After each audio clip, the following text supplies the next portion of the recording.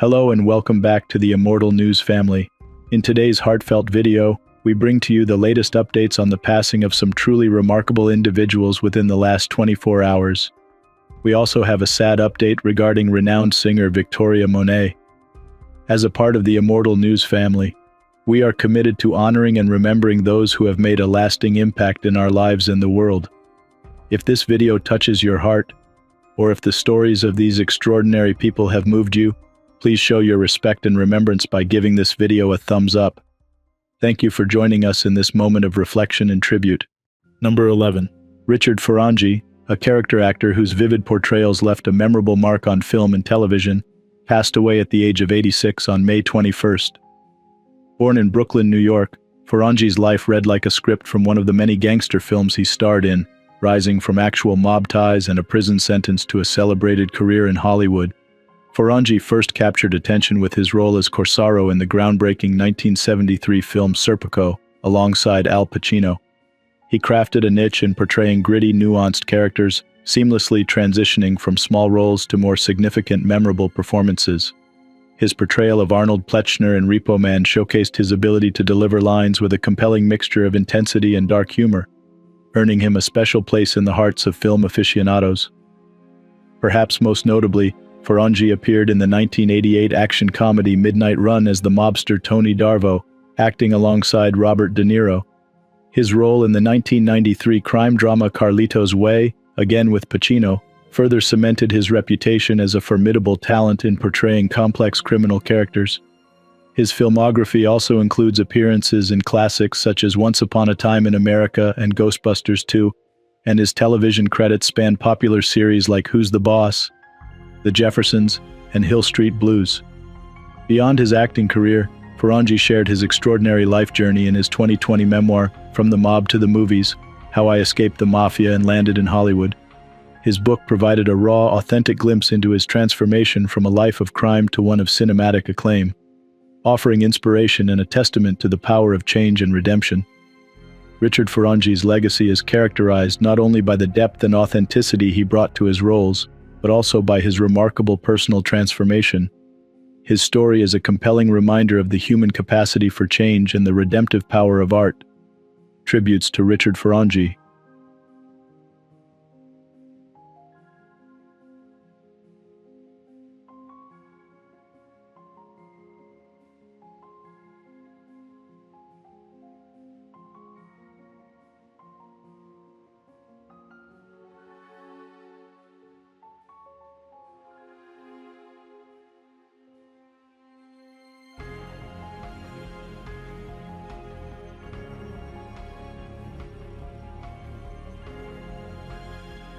Number 10.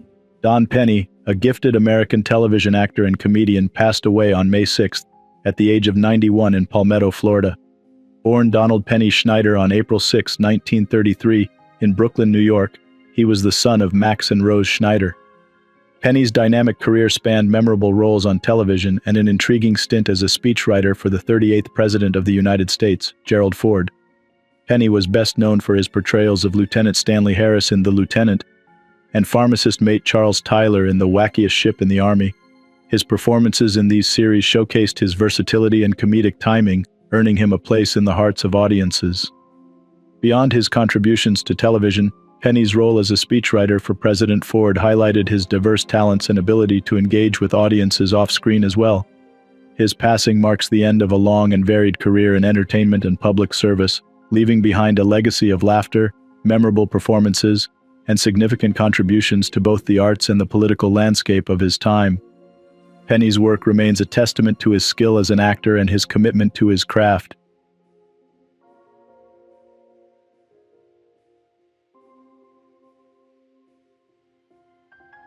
Number 9. Fred Roos, the Oscar-winning producer of The Godfather Part II and a seminal figure in the film industry, passed away at the age of 89 on May 18th, just 4 days shy of his 90th birthday. Roos was not only a pivotal collaborator of Francis Ford Coppola and Sofia Coppola, but also a visionary force who shaped some of the most iconic films in Hollywood history. Born and raised in Santa Monica, California, Roos started his career in television as a casting director in the late 1960s, quickly making a name for himself with his remarkable knack for discovering new talent. His transition into film casting led to seminal works like Monty Hellman's Flight to Fury and Two-Lane Blacktop. However, it was his collaboration with George Lucas on American Graffiti that underscored his talent-spotting prowess, where he famously cast then-unknown actor Harrison Ford, setting the stage for Ford's future as Han Solo in Star Wars. Roose's association with Francis Ford Coppola marked a significant epoch in cinema, beginning with the casting for The Godfather.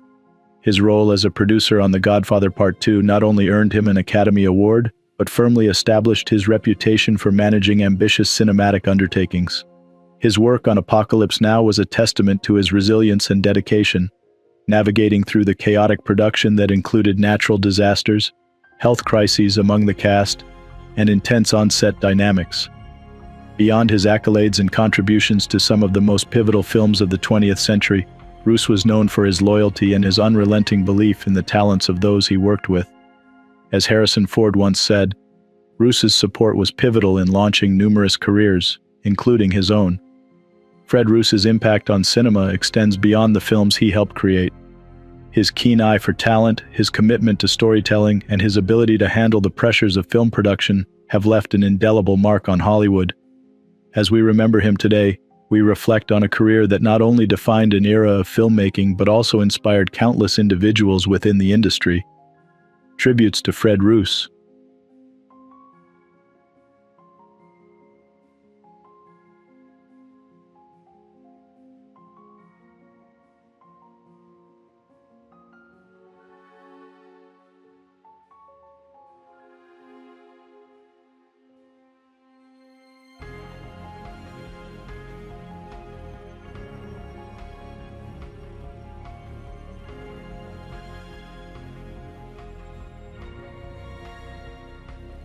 Number 8.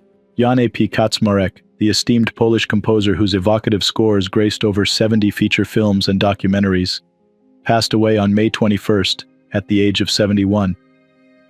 Born in 1953 in Konin, Poland, Kaczmarek's rich legacy is marked by his profound contributions to the world of film music, most notably his Oscar-winning score for Finding Neverland. Kaczmarek's journey into music was deeply rooted in his Polish heritage. Educated at Adam Mickiewicz University in Poznan, where he initially studied law, his passion for music eventually led him to work with the avant-garde theater laboratory under Jerzy Grotowski. He founded the Orchestra of the Eighth Day, and by 1989, Kaczmarek had moved to Los Angeles, where his career in film scoring would flourish. His talent for capturing the nuanced emotional landscapes of films like Hachi, A Dog's Tale, Unfaithful, and The Visitor earned him widespread acclaim. Kaczmarek's work on Finding Neverland not only earned him an Academy Award but also accolades from the National Board of Review and nominations for a Golden Globe and a BAFTA. Beyond his film work, Kaczmarek was deeply committed to commemorating and celebrating Polish history and culture through music. He composed significant works such as Cantata for Freedom and Oratorio 1956, which were performed at major national events in Poland. His dedication to fostering artistic talent was evident in his founding of the Rozbitek Institute, modeled after the Sundance Institute, to support emerging artists in film, theater, music, and new media. In his later years, Kaczmarek continued to influence and inspire through initiatives like the Transatlantic Festival, an annual event in Lodz, Poland, which celebrated and nurtured cross-cultural artistic exchanges. His commitment to Polish cinema was honored in 2023 with a Lifetime Achievement Award from the Polish Film Academy. Jan A.P. Kaczmarek's enduring impact on film music and his efforts to promote Polish culture globally leave a lasting legacy that will continue to inspire future generations. Tributes to Jan A.P. Kaczmarek.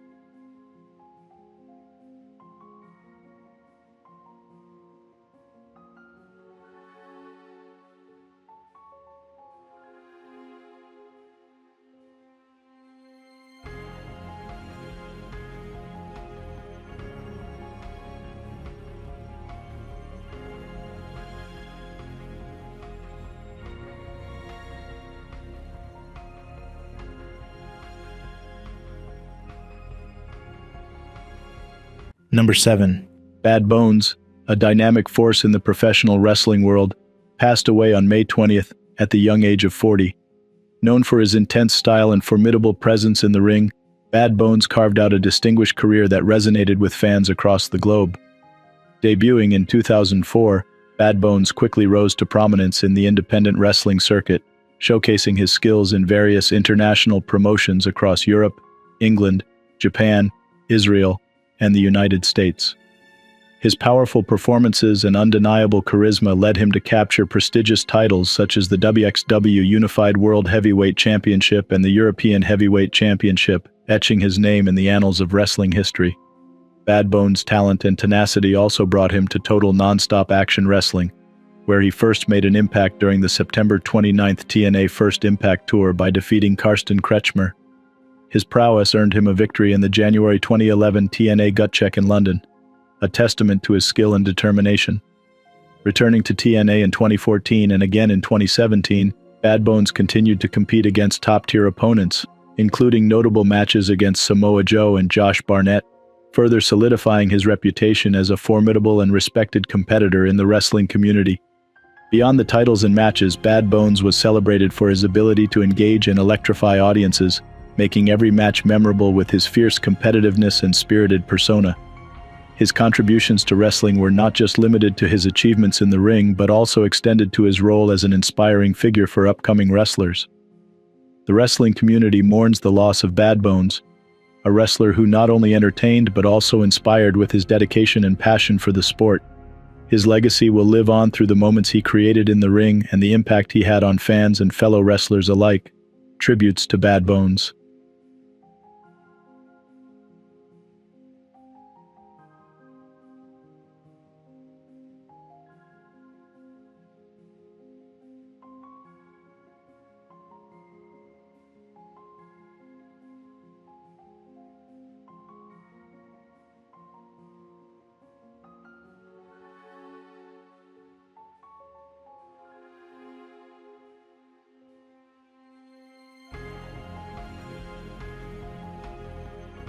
Number 6.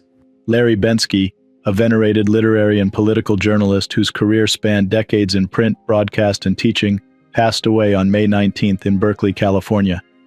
He was a profound voice in journalism, known for his critical coverage of national affairs and his deep commitment to social justice. Born in New York City, Bensky's intellectual journey began at Stuyvesant High School, followed by Yale University, where he honed his skills in journalism.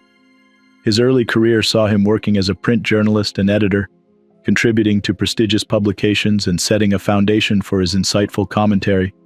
His experiences at the Paris Review and the New York Times Sunday Book Review during the volatile Vietnam War era sharpened his critical edge, which became a hallmark of his career.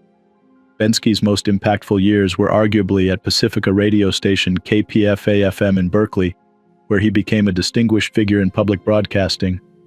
From the 1970s through the late 1990s, he covered significant events such as the Iran-Contra hearings, Supreme Court confirmation hearings, and pivotal elections, bringing a nuanced perspective that resonated with listeners nationwide.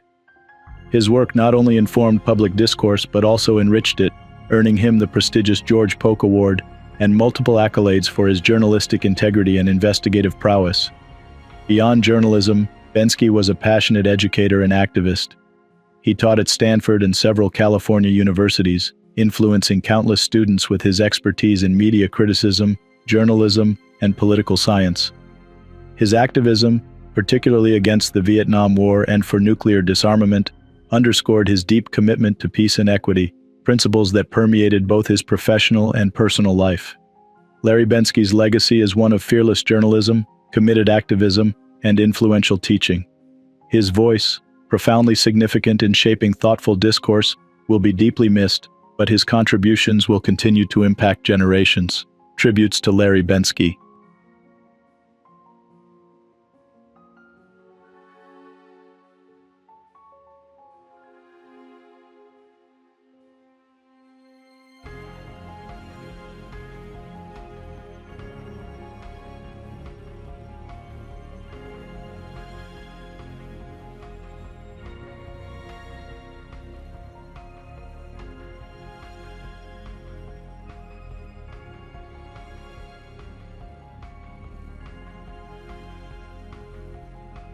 Number 5. Sam Butcher, The American artist and creator of the beloved Precious Moments brand, passed away at the age of 85 on May 10th. His art, infused with heartfelt Christian themes, touched the lives of millions around the world, bringing a sense of peace and serenity through its distinct, teardrop-eyed characters. Born on January 1, 1939, in Jackson, Michigan, Butcher was the third of 5 children in a family that soon moved to Redding, California. From an early age, Butcher expressed his faith and artistry simultaneously, initially serving as a chalkboard minister, where he illustrated the teachings of Christianity. This humble beginning set the stage for what would become a remarkable journey in both his spiritual and artistic life. In 1974, Butcher created the first drawings of what would become Precious Moments for his business Jonathan and David, which he co-founded with Bill Beal. These illustrations were originally intended for greeting cards but soon expanded into a widely celebrated collection of porcelain figurines, vinyl dolls, and other memorabilia. His work, characterized by its gentle and nurturing qualities, resonated deeply with a global audience, making Precious Moments a household name. Beyond his commercial success, Butcher was deeply committed to community service and philanthropy.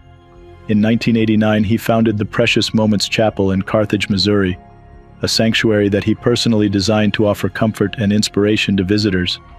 His charitable efforts extended overseas to the Philippines, where he not only created employment opportunities through his resort, Sampaguita Gardens, but also supported local education and development. Butcher's later years were marked by personal challenges, including the tragic death of his son Philip and his own health issues. Despite these adversities, his faith and dedication to spreading joy through his art never wavered. Sam Butcher's legacy is one of compassion, faith, and the enduring power of art to convey universal messages of love and hope. His creations will continue to inspire and comfort future generations, embodying his vision of a kinder, more empathetic world. Tributes to Sam Butcher.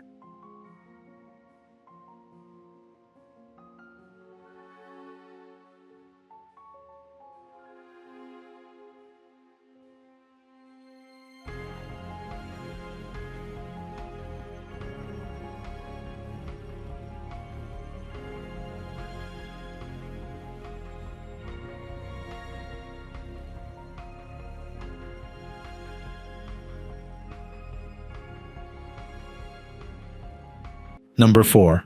Ivan Boesky, the infamous American stock trader who became synonymous with Wall Street greed during the 1980s, passed away on May 20th at the age of 87. Born into a Jewish family in Detroit, Michigan, Boesky rose from modest beginnings to become one of the most talked-about figures in financial circles. Boesky's journey into the financial world began after graduating from Detroit College of Law in 1965. He moved to New York and eventually started his own brokerage firm, Ivan F. Boesky and Company, with seed money from his wife's family. His firm specialized in arbitrage, betting on corporate takeovers, which initially led to great financial success and amassed him a fortune estimated at over $200 million by 1986. However, his career took a notorious turn when Boesky was implicated in a massive insider trading scandal that rocked the financial industry. In 1986, he agreed to a plea deal with federal prosecutors, admitting to conspiracy to commit securities violations based on inside information. This case highlighted the lax enforcement of insider trading laws at the time and led to widespread reforms in how securities regulations were enforced. Boesky's cooperation with the Securities and Exchange Commission helped to unveil further corruption on Wall Street, including the activities of financier Michael Milken. His testimony was pivotal in expanding the scope of investigations into illegal stock market manipulations during that era. Despite his cooperation, Boesky was fined $100 million and served 2 years in prison, a sentence that marked the end of his career in finance and left his reputation irreversibly damaged. After prison, Boesky attempted to reconnect with his roots and even engaged in philanthropic efforts, though he remained a controversial figure. His life story serves as a complex portrait of a man who reached the pinnacle of financial success but ultimately fell from grace in a spectacular fashion. Boesky leaves behind a legacy that is a cautionary tale about the perils of unchecked ambition and the importance of integrity in the financial world. Tributes to Ivan Boesky.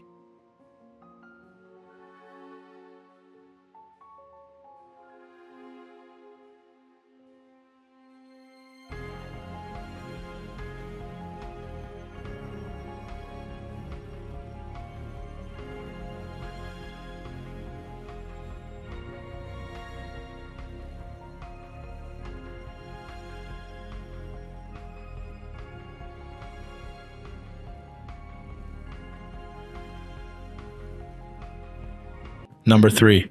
Tony Venturi, a prominent Brazilian filmmaker, passed away at the age of 68 on May 18th after falling ill on a beach in São Sebastião, on the coast of São Paulo state. He had celebrated his 68th birthday in November 2023. His wake is scheduled for Monday, May 20th, from 1 p.m. to 8 p.m. at the Brazilian Cinematheque in São Paulo. Educated in film at Ryerson University in Toronto, Canada, and at the University of São Paulo in Brazil, Venturi directed numerous fictional films ranging from drama to comedy. His wife, actress Deborah Duboc, featured in many of his works. He leaves behind his wife and 2 sons, Theo and Otto. One of his most acclaimed feature films, Latitude Zero, based on the play As Coisas Ruins da Nossa Cabeça by playwright Fernando Bonassi, received over a dozen awards at national and international festivals. Another notable work, Cabra Cega, depicted the journey of 2 young militants during the years of military dictatorship in Brazil and was awarded at various film festivals, including the 37th Brasilia Festival, where it won for Best Direction, Screenplay, and Audience Choice. The passing of Tony Venturi was mourned by many, including the granddaughter of Luis Carlos Prestes, sociologist Ana Maria Prestes, who expressed her condolences and gratitude for his work on social media. Brazilian President Luiz Inácio Lula da Silva also lamented the filmmaker's death. Known for his cultural activism, Venturi served as the president of the São Paulo Filmmakers Association in 2001 and was revered for his dedication to the arts. His friend Nabil Bonduki, a professor at the Faculty of Architecture and Urbanism at USP and former São Paulo city councilor, described him as a wonderful, supportive, and affectionate person, sharing their recent interactions and Venturi's optimistic outlook on the future of audiovisual policy in São Paulo. Tributes to Tony Venturi.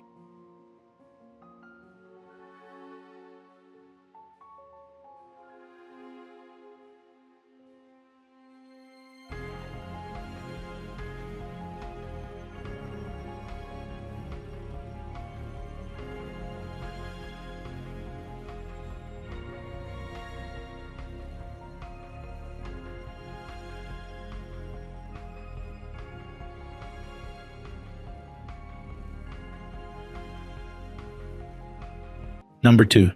June Mendoza, a luminary Australian portrait painter renowned for her masterful depictions of some of the most notable figures of our time, passed away at the age of 99 on May 15th following a stroke. Born in Melbourne on June 12, 1924, into a family deeply rooted in the performing arts, Mendoza discovered her passion for art at a young age while touring with her musician parents. Mendoza's extraordinary talent in portraiture was recognized worldwide, leading her to receive commissions to paint dignitaries including Queen Elizabeth II, Diana, Princess of Wales, and prominent political figures like Margaret Thatcher and John Major.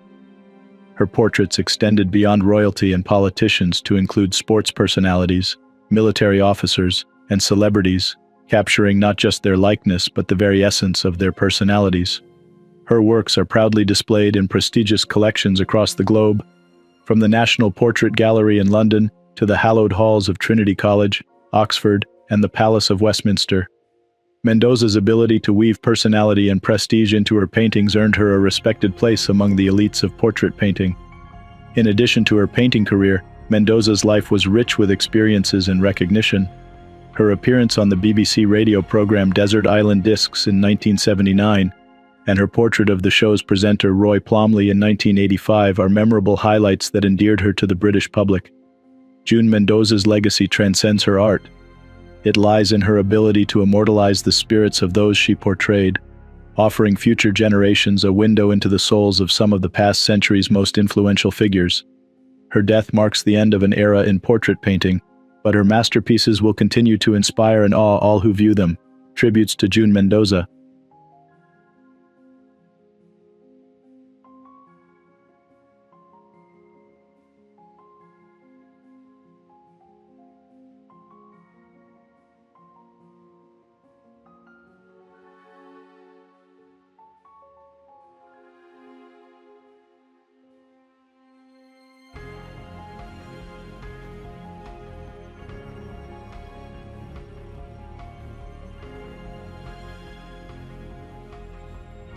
What's trending on the internet? News 1. Elvis Presley's beloved Graceland Mansion, a shrine to the legendary king of rock and roll, is poised to hit the auction block amid foreclosure proceedings, throwing his granddaughter, Riley Keough, into a fraught legal battle. The iconic property in Memphis, Tennessee, scheduled for auction on May 23rd, has become the center of a contentious dispute after Riley Keough labeled the upcoming sale fraudulent. This dramatic turn of events follows a 2018 deed of trust wherein Riley's late mother, Lisa Marie Presley, allegedly secured a $3.8 million loan using Graceland as collateral. The lender, Missouri-based Nosani Investments in Private Lending, claims that Lisa Marie defaulted on the loan. However, Riley's lawsuit, initiated in Shelby County Chancery Court, contends that the loan documents are fraudulent, including forged signatures of Lisa Marie, and challenges the legitimacy of Nosani Investments itself. Graceland isn't just any estate, it's a significant cultural landmark. Purchased by Elvis in 1957 for $102,500 and opened to the public as a museum in 1982, it draws hundreds of thousands of Elvis fans annually. Its rich history and unique decor, including the famous Jungle Room, capture the spirit of Elvis's life and career. News 2. Tragedy struck on a Singapore Airlines flight from London to Singapore when severe turbulence resulted in the death of one individual and injuries to several others. The Boeing 777, carrying 211 passengers and 18 crew members, was forced to make an emergency landing in Bangkok. The airline confirmed the incident on their Facebook page, stating their commitment to working with Thai authorities to provide necessary medical assistance and support. Singapore Airlines has dispatched a team to Bangkok to offer further aid. Our priority is to provide all possible assistance to all passengers and crew on board the aircraft, the airline expressed, also extending their condolences to those affected. Turbulence, a common yet unpredictable air travel phenomenon, occurs when a plane enters into conflicting air currents. While often mild, severe turbulence can cause significant injuries and is a rare but genuine risk on flights, underscored by recent incidents globally that have raised concerns about increased turbulence frequency due to climate change. News 3. Victoria Monet, acclaimed for her hit On My Mama, has announced the cancellation of her scheduled June performances due to health concerns. The Grammy-winning artist was set to light up stages at Governor's Ball in New York, Roots Picnic in Philadelphia, and Blavity House Party in Nashville. Expressing her disappointment on Instagram, Monet apologized to her fans, stating, "I am gutted to share that I will no longer be able to perform. I have been dealing with some ongoing health issues that have to be addressed right now, but I will be back out there soon, that's a promise." The announcement has prompted festival organizers to seek replacements, with Chappell Roan stepping in at Governor's Ball. Both fans and festival teams have shown support for Monet, with well wishes pouring in through social media. Despite this setback, Monet remains a symbol of perseverance in the music industry. Having triumphed at the 2024 Grammys, she continues to inspire her audience, sharing, "I just want to say to everybody who has a dream, I want you to look at this as an example. My roots have been growing underneath ground, unseen for so long, and I feel like today I'm sprouting." Number 1. Karl-Heinz Schnellinger, a legendary German footballer renowned for his robust defensive skills and tactical versatility, passed away at the age of 85 on May 20th after a long illness in Milan, Italy. Known as the Volkswagen for his consistent high-quality performances, Schnellinger's career was marked by his physical prowess and a rare adaptability that allowed him to excel in multiple defensive roles. Born in Düren, Schnellinger began his professional journey with 1. FC Köln, where he clinched the German championship in 1962 and was celebrated as the Footballer of the Year. His performances at the 1962 FIFA World Cup earned him a spot in the tournament's dream team. The following year, he ventured into Serie A with AC Mantova, and then moved to AS Roma, where he won the Coppa Italia. In 1965, he joined AC Milan, cementing his reputation as one of the first successful German footballers to make their mark abroad. During his 9 seasons with Milan, he achieved considerable success, both nationally and in European competitions. Schnellinger's international career was equally distinguished. He was one of the few players to participate in 4 World Cups. Perhaps his most memorable moment came during the 1970 World Cup semi-final against Italy, known as the Game of the Century, where he scored his only international goal in the last minute to tie the game, leading to extra time. His unexpected goal prompted the iconic German commentary, Ausgerechnet Schnellinger. Of all people, it had to be Schnellinger. This goal underscored his knack for rising to the occasion in critical moments. After retiring from football, Schnellinger settled in Milan's suburb of Segrate and transitioned into a successful business career. His impact on football, especially his role in fostering German-Italian football relations, remains profound. Schnellinger's legacy as a stalwart defender and a gentleman of the game endures, inspiring generations of footballers with his dedication, resilience, and sportsmanship. Tributes to Karl-Heinz Schnellinger.